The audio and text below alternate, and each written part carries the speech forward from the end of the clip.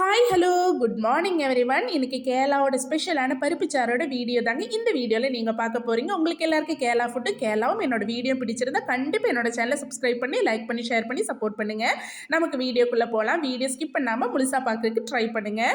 பருப்பு சாறு வைக்கிறதுக்காக ஃபர்ஸ்ட் ஆஃப் ஆல் பருப்பு நான் வேக போட்டிருக்கேன் குக்கரில். அதுக்கப்புறமா தேவையான அளவுக்கு பருப்பு போட்டுக்கோங்க. இப்போ நான் இத்தனை காய்கறிக்குமே 2 பிடி அளவுக்கு தான் நான் பருப்பு போட்டிருக்கேன். ஏன்னா காய் தான் இதில் ஜாஸ்தியாக இருக்கணும், பருப்பு கொஞ்சம் கம்மியாக இருக்கணும். என்னன்னா காய் சாப்பிட்டாதான் காலையிலே எந்த உணவுக்குமே நம்ம காய் நிறைய சேர்த்துக்கணுங்க.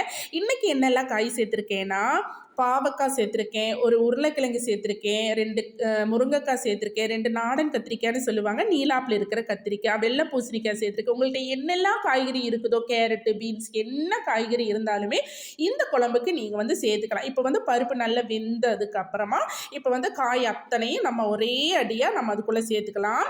இப்போ 2 தக்காளி பழம் கட் பண்ணி சேர்த்துக்கிறேன், வெங்காயம் சேர்த்துக்கிறேன், தேவையான அளவுக்கு மஞ்சள் தூள், அதாவது ஒரு அரை டீஸ்பூன் மஞ்சள் தூள் சேர்த்துக்கிறேன், கொஞ்சமாக மிளகாத்தூள் சேர்த்துக்கிறேன், ஒரே ஒரு குட்டி ஸ்பூனில் மிளகாத்தூள் சேர்த்துக்கிறேன்.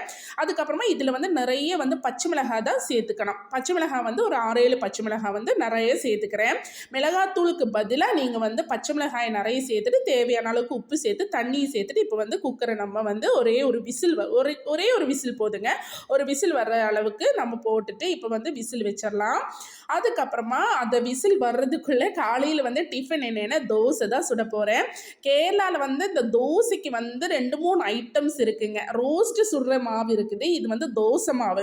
இது ரொம்ப டேஸ்ட்டாக இருக்கும். உங்களுக்கு அதோட ரெசிபி வேணும்னா எனக்கு கமெண்டில் கேளுங்க, நான் உங்களுக்கு சொல்லித்தரேன்.